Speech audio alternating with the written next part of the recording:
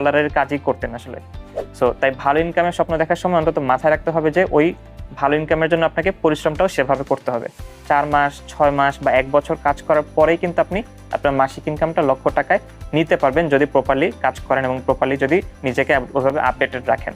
আবার 4 মাস, 6 মাস, 1 বছর পর ইনকাম 1 লক্ষ টাকা করলেও সেটা যে সমান হারে বাড়তে থাকবে বা সেটা যে ফিক্সড 1 লক্ষ টাকা থাকবে, ব্যাপারটা কিন্তু তাও না।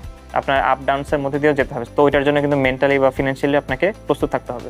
ডিজিটাল মার্কেটিং করতে ডেটা অ্যানালিসিস জানার দরকার নেই, এটা একটা ভুল ধারণা। একটা মার্কেটিং ক্যাম্পেইন কোনো প্রোডাক্ট বা সার্ভিসের জন্য সরাসরি কতটা লাভ ক্ষতি নিয়ে আসছে এটা একসময় হিসাব করা যেত না, আগে ওইভাবে এত ট্র্যাক করা যেত না।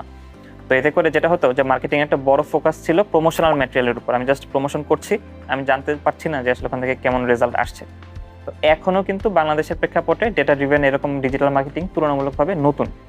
তাই ডিজিটাল মার্কেটিং করতে যে ডেটা অ্যানালাইসিস কতটা জরুরি সেটা আসলে অনেকেই উপলব্ধি করতে পারে না। তো বাস্তবতা